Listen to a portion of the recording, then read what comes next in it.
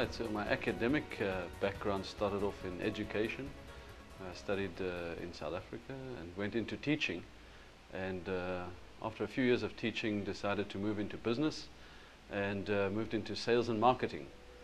And so my professional career has developed in sales and marketing, various areas of sales, area management, regional management, culminating in my current position now as CEO of an importer, of a national sales company, of an automobile manufacturer in a market where we are growing rapidly at the moment.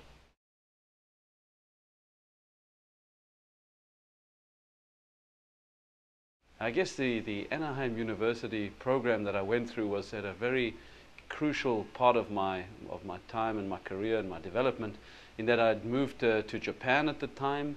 I was taking on a new position in the Japanese market, and found myself at a stage where I needed to broaden my horizons to get a lot more business experience. It was my first overseas assignment, and I used the opportunity and the time that I had available to study after hours and on the weekends, and using the web-based learning system that Anaheim offered to get a full understanding of how a business works, how all the different divisions are interconnected, and to give me a broader understanding of what it takes to run an import car business.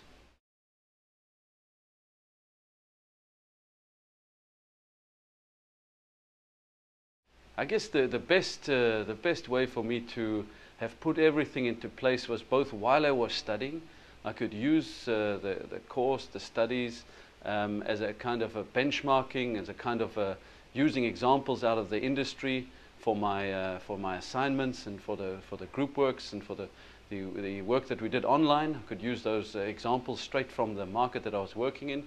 And subsequently, as I moved through from Japan to China, I was able to implement a lot more of the financial side, the statistical side, the management side, and the broad overview of the business. And now that I'm in Korea, it gives me a great opportunity to put all of those things together, so where I have the full responsibility for a business that has a turnover. Now we have a turnover around about $450 million US. So it's not a small business, but I've been able to take all of those skills that I learned through the MBA program and put them really into practice now.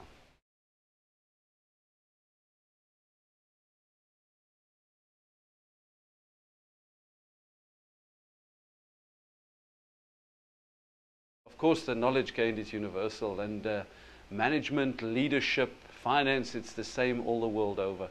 And I guess everything we learned on the MBA program I've been able to put it into practice here.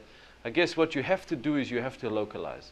You have to take time to get to know the culture, to get to know the people, to get to know the country and the way things work here. And then you take the best out of all of that you've learned and apply it to the market that you're working in or the country that you're working in, taking into consideration all the cultural differences. But definitely the knowledge and understanding what an MBA brings can be implemented in any country in the world.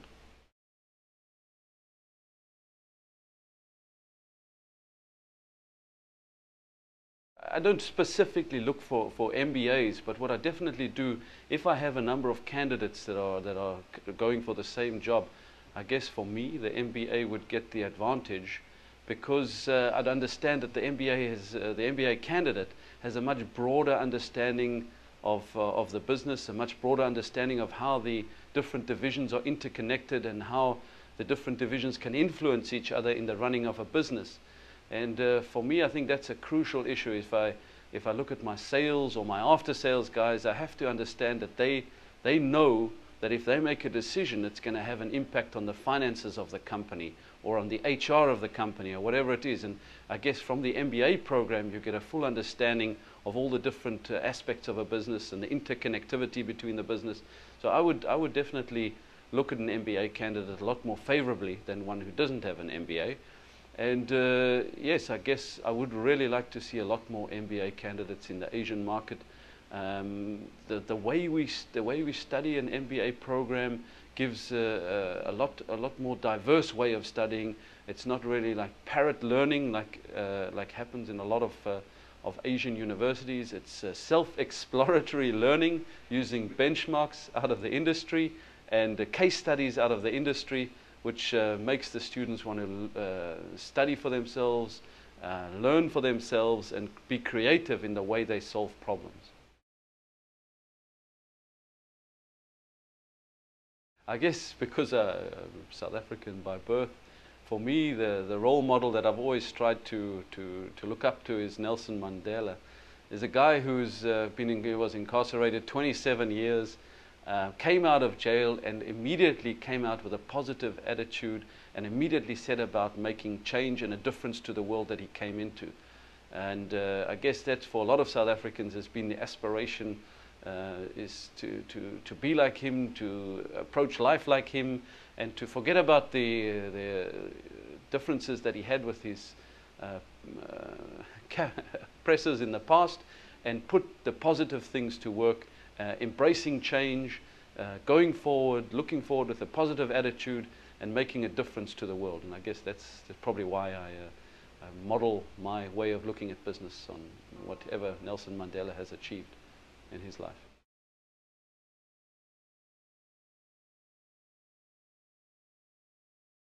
Being a foreign manager in an Asian country is of course very challenging. In a country like Korea or Japan, where you have, specifically in the motor industry, where you have a very strong local industry, as coming in as an import brand, you have to take into account that there's a lot of protectionism in place. And as a manager, you have to tread very carefully so as not to go against the rules and regulations of the country, because you're always open to attacks from the local media, from the local authorities. You have to really be very careful as how you approach the business here in these kind of countries where this protectionism exists. And being a foreign manager, you really need to take some time to understand your people, to understand the local conditions, the cultures, and how to run the business locally. And then you have to find a happy mix between your international way of looking at a business, or the direction that comes from your head office, to your local way of running a business. And you have to kind of mix and match it together so that you have a fully operational business according to the rules and regulations of your home country, but successful in the country that you're working in, taking into account the rules and regulations in the country that you're working in at the same time.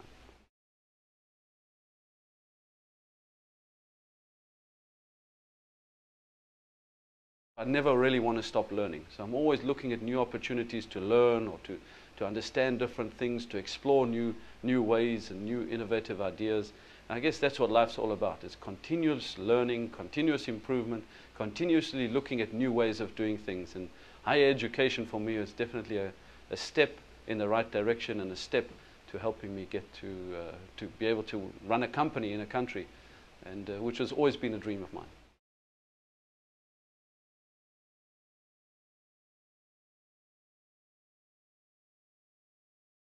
This question I get quite often from the journalists in each of the countries, and it also has to be handled really, really sensitively, because the three markets are not too far away from each other, but they are three incredibly different markets. I think you start off with the Japanese market. It's a very old and established market, almost 100 years old. It has a very strong history, a very strong local manufacturing base, a traditionally small import market. But the structure of the market is very well structured. It's a very conservative market. There's no big growth in that market, but it's good, it's strong, and it's a very nice and easy market to work in. The Chinese market, on the other hand, is new, it's young, it's booming, and it's kind of everybody getting into the Chinese market as quickly as possible. So the rules and regulations are completely different. Everybody is trying to get into the market. They're trying to gain a piece of the pie as quickly as possible. So it's a different dynamic in the Chinese market. And the Korean market is somewhere in between. It's a mix of a traditional market that's almost 50 years old, with a 40-year-old local production base and a very small import car base. But the market is developing relatively quickly. There's growth in the market, especially for import cars. A lot of consumer sentiment is moving away from the local production into the import cars. It gives us a great opportunity to be able to increase our sales, of course, but also to give an import car experience to more Korean consumers. So that's kind of a summary of the three markets. Japan is the stable one, China is the booming market, and Korea is somewhere in between, but with a really good growth potential for the import car market.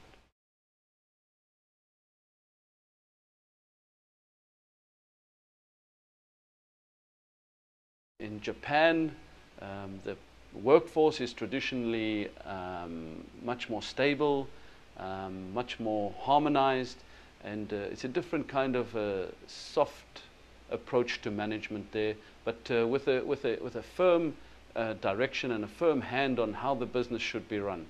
China, on the other hand, is a business that if you don't keep your hands on the business, it will run out of control. So you have to keep giving directions, keep checking, keep looking to see that the business is going in the right direction, and keep your workforce operating within certain boundaries. Otherwise, just the sheer dynamics of the Chinese market will let your business go out of control. People taking big chances and risks that you as a foreign manager will probably not always understand or not always realize what's going on before it's too late. You have to keep a really tight rein on the business.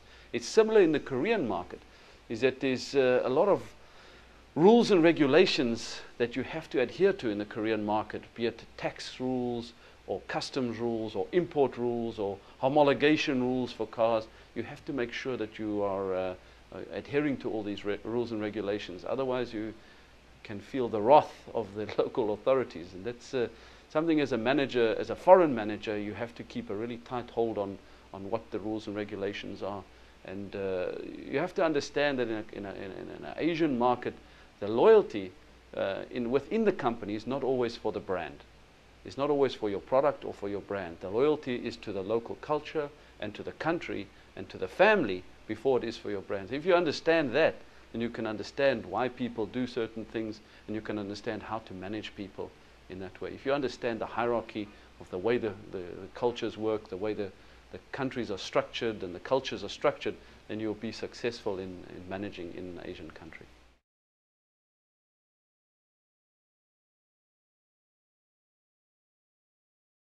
I guess the best way for me to unwind is through sport.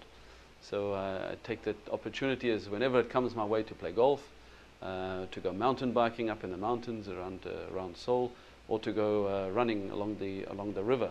There's a really good opportunities to de-stress, to get your mind off the business, and to take a bit of time for yourself, and also at the same time to do some physical exercise, which for me reduces stress and takes a bit of the thought away from running a business on a day-to-day basis.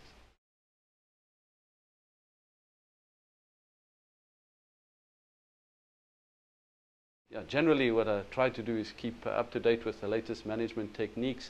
What I try and do when I'm in the country, for example now in Korea, is to read up as much as possible about the country, about running businesses in the country, about the cultures, try to understand exactly how the country works, how the people work, how management can be successful in the country. So as opposed to reading generic management books while I'm in a country, I try to focus on how do you handle the management in that country. It's the same which I've done in Japan or in China, and now I'm focusing on the Korean market. And for me, it's also very interesting to focus on or to put some emphasis on how to differently approach management ways and management techniques in Korea as opposed to China and Japan.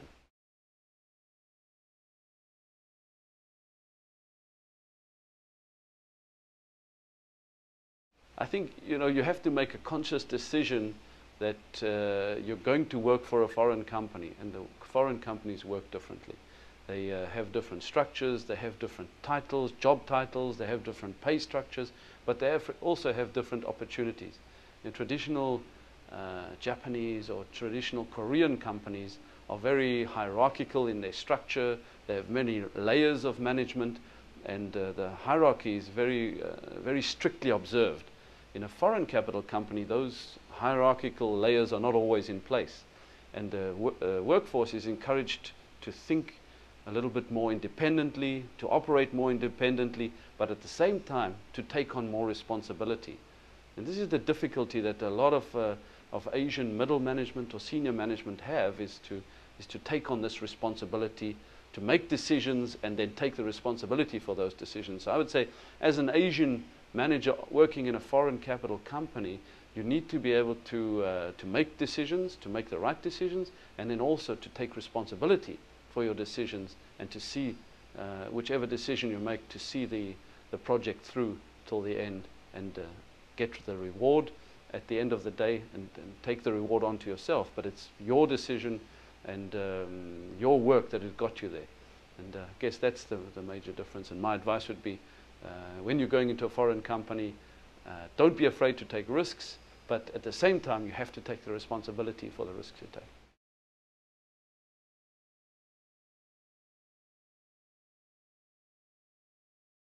You know, the time we spent studying together was a great opportunity to meet new people from different fields of life and different careers. And my message to them was, hopefully your MBA studies have benefited you. I've seen some of the results. I've seen some of the alumni that I worked with have gone into opening their own businesses or moved up in different companies around the world. So it's a great time to be with you. And hopefully your careers carry on going for the next years to come, and that we can get a chance to catch up at some stage.